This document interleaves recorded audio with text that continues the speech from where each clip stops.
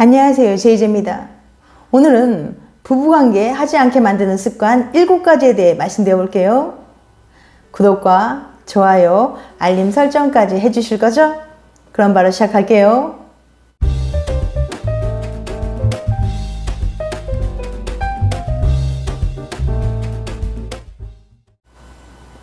부부관계가 없는 결혼은 생각보다 흔합니다. 결혼 관련 불만 중 가장 흔한 검색어가 섹스리스 결혼이라고 데이터 과학자 세스 스티븐스 데이비드 위츠는 밝혔습니다. 그렇다면 섹스리스 결혼은 정확히 무엇을 의미할까요? 일부 전문가는 잠자리 횟수가 1년에 10번 미만이면 섹스리스라고 말합니다. 미국 샌프란시스코의 성 전문 심리치료사 겸 연애 코치인 다니엘 하렐은 부부 사이에 잠자리가 거의 없으면 섹스리스라고 밝혔습니다. 그런데 과연 육체적 친밀감이 없어도 결혼이 유지될 수 있을까요? 전문가들은 섹스리스 결혼이 유지되는 것은 가능하지만 특정 상황에만 해당된다고 합니다. 2015년 퓨 조사에 따르면 미국 기혼자의 61%는 만족스러운 성관계가 성공적인 결혼에 아주 중요하다고 답했어요. 덴버 인근의 성생활 상담가 아이린 페어는 대부분의 사람은 성생활에 큰 의미를 두며 가치를 끌어낸다.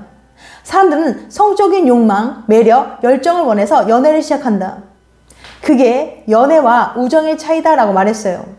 하지만 섹스리스 결혼 상태인 사람들이 전부 이혼을 앞둔 건 아닙니다. 성 심리치료사 셀리스티 허시맨은 양쪽 모두 성생활이 없어도 결혼 생활을 오래 지속할 수 있는 성생활을 딱히 중요하게 생각하지 않는 사람들도 있다고 합니다. 나이가 들고 결혼 생활이 오래된 부부들의 경우가 그렇죠. 그렇다면 결혼 생활 중 성생활을 상당히 중요시하는 사람들과 그런 것과 상관없이 원만한 결혼 생활을 하는 사람들은 어떻게 나눌 수 있을까요? 다음과 같은 경우에는 섹스리스로 부부관계가 유지될 수 있거나 어려울 수도 있습니다. 우선 먼저 섹스리스로도 유지되는 부부. 첫 번째, 부부가 둘 다 성욕이 낮다. 두 사람 모두 성적인 욕구가 낮다면 성관계가 없는 것이 큰 문제가 안 될 수 있어요.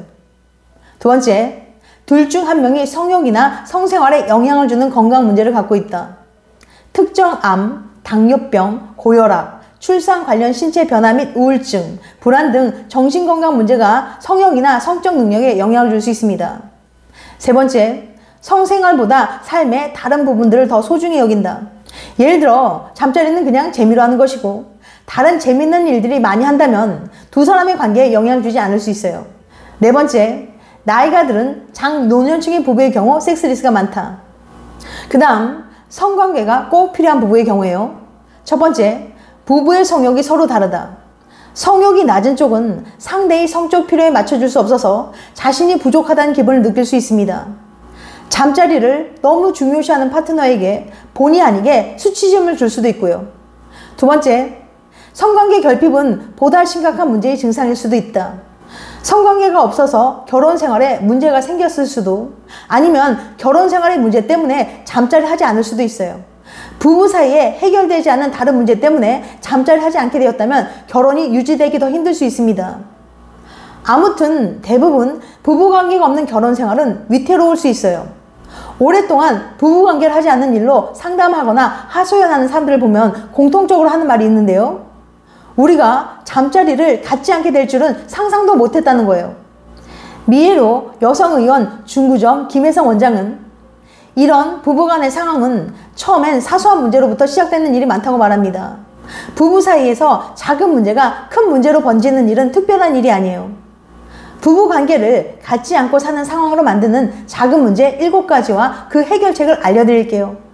특히 이런 문제로 고민하고 계신 분들은 오늘 영상 집중해서 끝까지 봐주세요. 분명 도움이 되실 거예요. 부부관계 하지 않게 만드는 습관 7가지. 첫 번째, 거절의 기술을 모른다. 아무리 사랑하는 부부라고 해도 욕구를 느끼는 타이밍, 정도가 같을 수는 없어요. 그래서 한쪽은 원하고 한쪽은 원하지 않는 경우가 생깁니다. 거절해야 한다는 말이죠. 그런데 이 거절이 종종 오해를 불러옵니다. 김 원장은 부부 사이에도 관계를 거절당하면 상처받는 것이 사람의 마음이라며 두세 번 그런 상처를 받으면 이후 배우자와 관계를 하고 싶지 않다는 마음이 들 수 있다고 말했습니다. 그래서 김혜성 원장은 미리 거절법을 제안합니다. 부부관계를 하기 싫은 날 또는 몸이 안 좋은 날은 미리 약속된 표시를 하는 거예요. 침대에 리본을 묶어 놓는다든지 장식품을 화장대에 올려놓는 식으로 말이죠. 어떤 방법이든 편한 방법으로 하면 됩니다. 반면 욕구를 느끼거나 아픈 몸이 나오면 거절 표시를 취하면 돼요.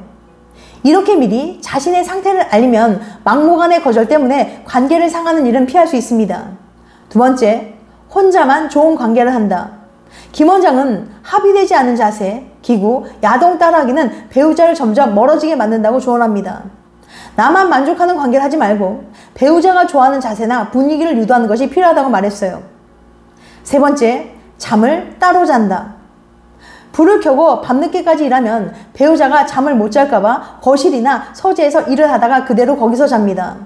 혹은 아기가 어리면 밤에도 여러 번 깨서 울며 보채니까 내일 출근해야 하는 남편은 거실에서, 아내는 아기와 안방에서 자는 거죠. 배우자를 위해서라는 이유가 있긴 하지만 결론적으로 보면 두 경우 모두 각방을 쓰는 거예요. 김 원장은 부부는 각방을 쓰면 멀어질 수밖에 없다고 말합니다. 아무리 불편하더라도 같이 자도록 노력해야 한다고 말해요. 불 켜놓는 게 미안하다면 일을 다 하고 나서 안방으로 들어가면 됩니다. 그리고 아이 때문에 따로 자는 것도 피해야 합니다. 남편도 육아의 책임을 함께 져야 합니다. 만약 혼자 아이를 키우다시피 하는 아내라면 가뜩이나 육아 때문에 힘들어 남편의 요구를 거절하기 쉽고 이는 곧 감정 싸움으로 이어질 수 있어요. 네 번째, 침대에서 싸운다.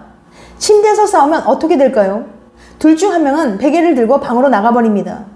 김 원장은 다른 공간에서 싸우면 침대로 들어와 함께 자면서 기분이 풀어질 수 있지만 침대에서 싸우다 누가 나가버리면 화해할 수 없다고 말해요. 그럼 어떻게 하면 침대에서 안 싸울 수 있을까요? 부부 둘 다 기분이 좋아할 때 싸움의 원칙을 정하는 것을 추천합니다. 첫 번째는 침대에서 싸우지 않기이고 두 번째는 시간을 정해놓고 싸우기입니다.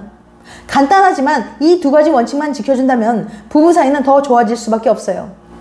다섯 번째, 성적 비하 발언을 한다. 느낌이 예전과 다르다. 힘이 약해졌다.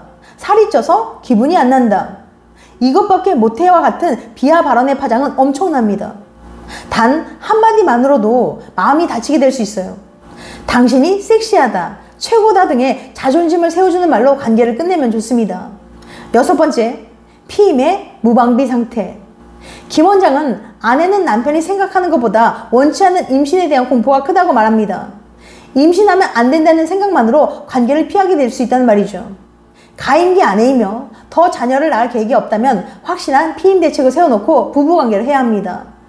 일곱 번째, 임신과 동시에 굿바이. 김 원장은 20, 30대 부부들이 성생활 때문에 상담을 해오면 공통적으로 하는 말 중에 하나가 임신한 후에는 관계를 갖지 않는 것이라고 말합니다. 임신하면 혹시나 아이에게 해가 갈까봐 두려워서 하지 않습니다. 출산 후에는 젖먹이느라 힘들고 아직 회복이 덜 되어서 안 합니다. 그러다 보니 자연스럽게 부부관계를 계속 안 하게 됐다고 합니다. 하지만 임신 중에도 성생활 하는 것을 추천합니다. 삽입해도 되고 삽입 못하면 애무를 즐기면 됩니다. 물론 배가 아프고 출혈이 생기면 하지 말아야 하지만 몸에 문제가 없다면 부부관계를 못할 이유는 없어요. 김 원장은 부부관계라는 것은 한번 중단하면 영영 안 하게 되기 쉽다며 젊은 부부들은 임신을 해도 성생활을 그만두지 말아야 한다고 당부합니다. 지금까지 부부관계 하지 않게 만드는 습관 7가지에 대해 말씀드렸어요. 다시 한번 요약해드리면 부부관계 하지 않게 만드는 습관 7가지. 첫 번째, 거절의 기술을 모른다. 두 번째, 혼자만 좋은 관계를 한다. 세 번째, 잠을 따로 잔다. 네 번째, 침대에서 싸운다. 다섯 번째, 성적 비하 발언을 한다. 여섯 번째, 피임의 무방비 상태. 일곱 번째, 임신과 동시에 굿바이. 다음엔 더 재밌고 유익한 영상으로 찾아뵐게요.